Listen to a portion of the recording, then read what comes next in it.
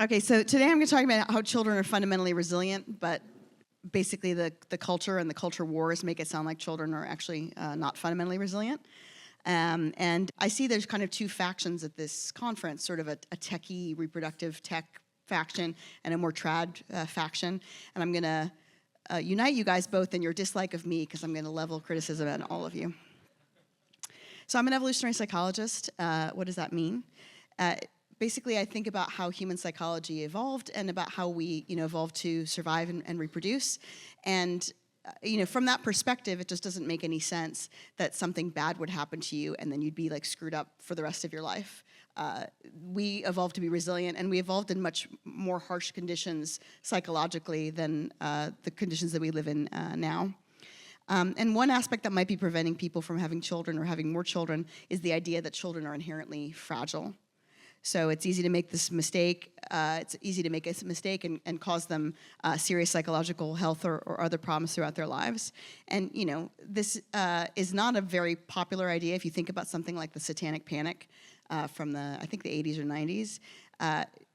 Nobody who said we shouldn't actually believe these children who say that clowns were eating babies in front of them. Instead, we should, think that this abuse didn't happen. That's not a very popular idea. And it's not very popular to say that there's a lot of ways of raising children and they are all basically fine. So, because we love our children, because we have these tender feelings towards our children, from an evolutionary perspective, there's this thing called the smoke detector principle, right? You don't want a smoke detector that doesn't go off when there's a fire. You want a smoke detector that goes off when there isn't a fire, if it's going to make one kind of mistake as opposed to another kind of mistake.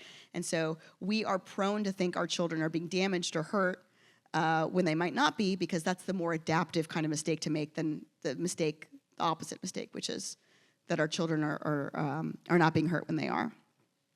And so when I was nursing my two daughters, which I have to get to 2.1, so if somebody told me how to have 10% of a child, it'd be much easier. But I'm not yet a replacement. I looked at these online forums, which were full of professional women who were extremely neurotic about various things about their children, and this idea that pregnancy and raising children is fundamentally a very fragile process, and there's all kinds of things that can go wrong with it, was very, very common. So Simone and Malcolm talk about something called sterilizing meme. So a sterilizing meme is, that, for example, that you should get a PhD before you have children, which is something that I did. I don't recommend it.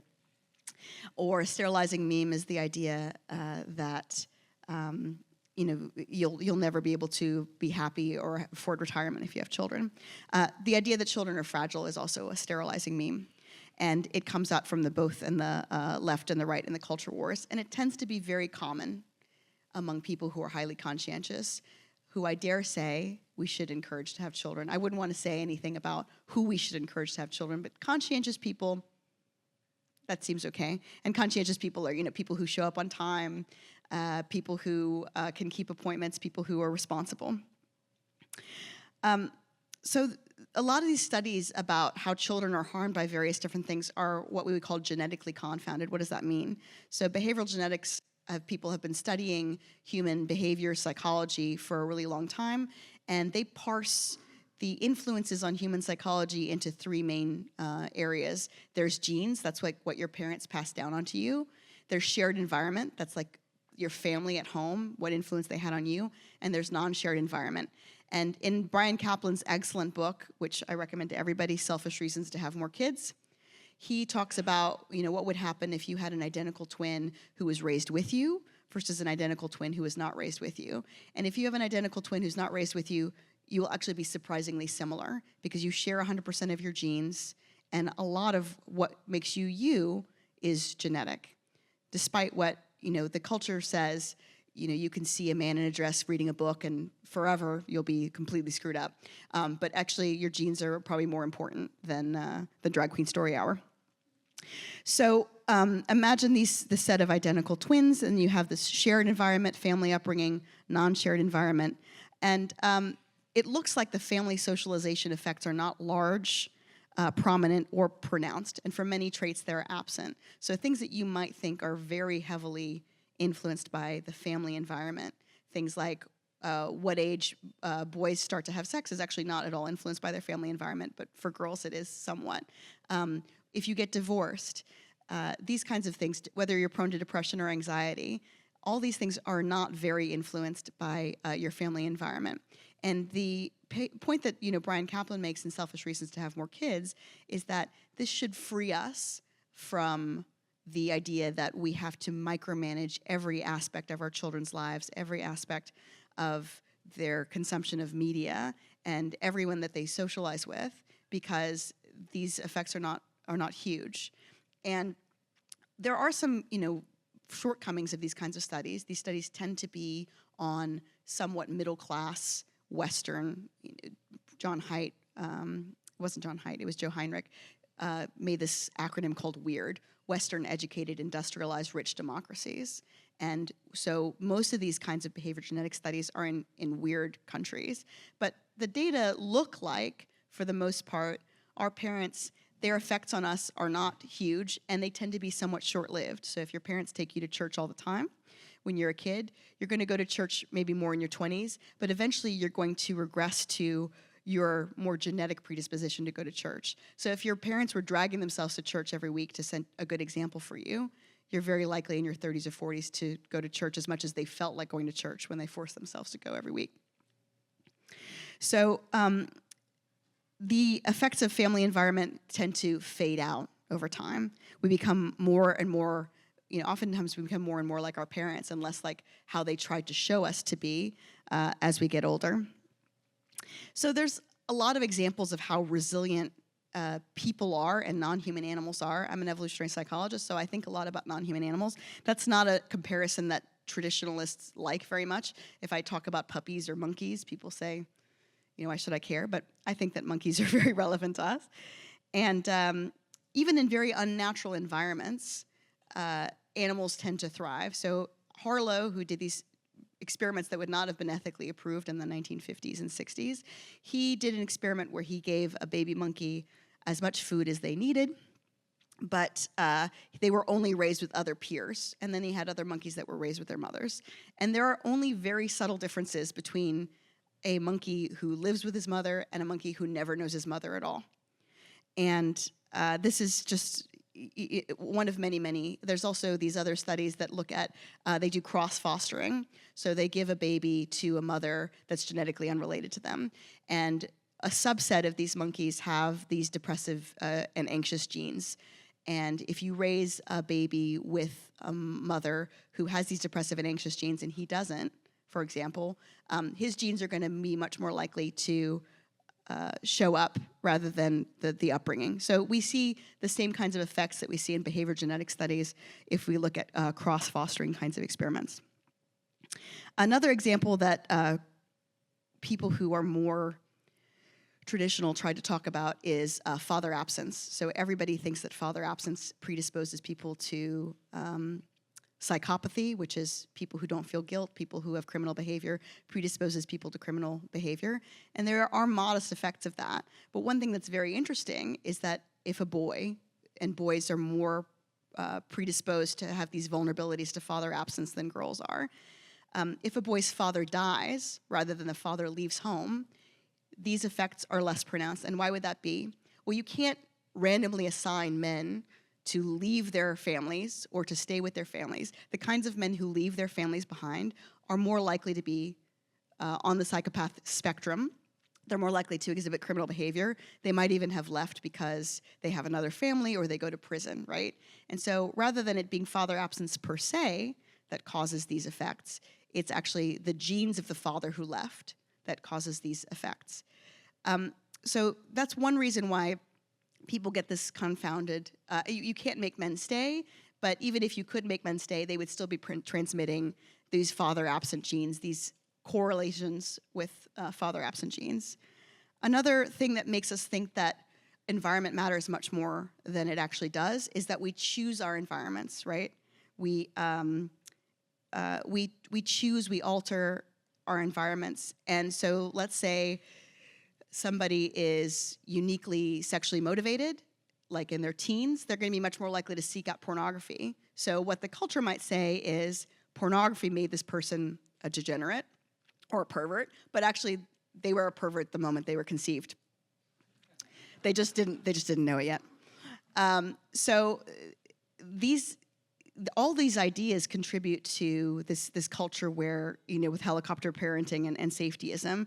But, safetyism is something that's just uniquely applied to left-wing people as opposed to right-wing people. So left has been associated with safetyism and being overprotective towards children, right? Things like not letting children playing outside, being afraid that children are going to get diseases, vaccinating children against COVID.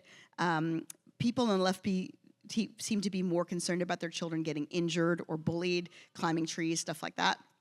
And more trad people tend to say, let kids be kids, because I think rightly, they see things like getting injured, playing outside as being more natural. So, from an evolutionary perspective, you can think about bad effects on children as potentially those things that we evolved to cope with, things like being bullied, being injured, but even seeing things that are not necessarily for children's eyes. All these things are things that we evolved to cope with, whereas things that we didn't evolve to cope with are like what we know raw egg nationalists was talking about, things like endocrine disruptors, things like prominent social media usage, those things, including, all of the environment that we live now is not one in which we evolved to live in. So the right is associated with other kinds of concerns, but I'm going to say that some of them are also as unfounded as the left's concerns about children playing outside and things like that. So the right is more associated with public school indoctrination. From the perspective of behavioral genetics, your genes matter more about what you're going to believe when you're an adult than what any public school teacher who makes TikToks of their mastectomy scars might indoctrinate you with. And there's also this idea on the right that's become very popular about groomers, right? That for some reason your children are so attractive that teachers really would like to talk to them about, I don't know, social justice or whatever. So this is, I think, as pernicious, and it also makes the world seem like a really deeply unsafe place. And I can't help but think that these ideas also can have an influence on whether or not people choose to have as many children as they might want to have, because homeschooling kids is obviously much more difficult than putting them in public schools. Some people that you might have heard of, so for example, Katie Faust, who is very much against surrogacy and gamete donation, so that's creating children with eggs and sperm. The evidence doesn't really bear out that being the product of a gamete donation or being the product of surrogacy is uniquely harmful. In fact, parents who choose surrogacy tend to be really wealthy, and that's why surrogate children tend to have actually quite good outcomes. But Katie Faust has called this being the product of a gamete donation or coming out of a surrogate instead of out of your biological mother, a primal wound. I interviewed Louise Perry for this magazine I work for called Aporia, and I suggested that in the future there might be artificial wombs. And she said, imagine what it would be like to be a child who has never heard his mother's heartbeat in the womb. And because I'm a terrible utilitarian, I was like, you just make a heartbeat, like just play one, it's fine. So this is this kind of disgust-born idea that there's a right way to raise children, and if something offends these kinds of sensibilities, like an artificial womb, that we shouldn't pursue it. And I'm not necessarily saying that artificial wombs are a solution to any of these problems of reduction of birth rates. I've also heard people on the more right, more traditionalists say that putting your children in daycare is like making them hold their breath all day. It's like holding them underwater. When the effects of daycare, if they were really that damaging on children, we would see it in the data extremely clearly. But all of these influences that you might be concerned about, the data is very mixed on them and not at all clear. Although there is more evidence of harm for children not socializing freely than, for example, being the product of sperm donation. So I think, we saw that a lot during the pandemic, how much children are harmed by being kept indoors. So the traditionalists might say, there's this parable about Chesterton's fence, right? You come across a field, there's a fence in it, and you don't know what the fence is for, but you shouldn't tear it down because it might have some useful function. And these parenting ideas that we have, maybe they have useful functions even if we don't know exactly what they do. We shouldn't tear down the edifices of parenting. But there actually aren't very many Chesterton's fences of parenting. Children are raised in extremely different ways around the world. And you might say that there are some ways of raising children that make them more likely to be able to join productively a thriving civilization. But there are children who are raised by other children. There are children who are raised by their grandparents. There are children who are raised by the multiple wives of a single man, and they barely ever see their fathers. And if there was some terrible way to raise children that always made them turn out badly, you might expect that culturally those memes, that would be a good way to raise children, wouldn't survive. So, if there was an ideal family structure, we might see some convergence. And people do talk about the nuclear family, but, I see a lot of things that are wrong with the nuclear family. The idea that traditional methods of raising children are better might have something to do with selection effects. So generally, traditionalists, they are emotionally stable people. They want to do things in a somewhat more old-fashioned way. They're not as likely to glom onto modernist memes, for example. They're not as high on openness. And so this idea that we have that traditional people raise better children might have something to do with not as much the culture, but the kinds of people who choose a more traditional way to raise their children. On the other hand, people with mental illness now, especially because of online dating and things, are actually much more likely to pair up together. People with schizophrenia are much more likely to pair up with people with schizophrenia, people with bipolar. People with mental illnesses are more likely to get into relationships together, which might be one reason why this increase in assortative mating is what it's called, is one reason why we're seeing a pulling apart, a divergence in how, very good quality, I shouldn't say good quality children. I never said good quality. There's no difference between children at all. So, other ideas that I've seen that have something to do, I think, with not having more children. I have a bunch of other old female professor friends who have one child, and they believe, for example, that if your toddler's having a tantrum, you should hold space for your toddler. You should just be with them and make them know that they're heard. Things like attachment parenting, the idea that if you don't respond to every child's whim that your child exhibits, that they'll never be able to love anyone fully or have an adult relationship that's fine. So that if you don't hold space with them during their tantrums, they're going to end up, being some kind of gigolo. Agonizing over food, another thing that I think, toddlers, there is evidence that toddlers, if you just let them eat what they want to eat, they eat a pretty good ratio of macros. You don't have to supervise every moment of what they do. So whether or not your kids are happy and loved is important because their experience is important, right? Every moment your child feels happy and loved is important.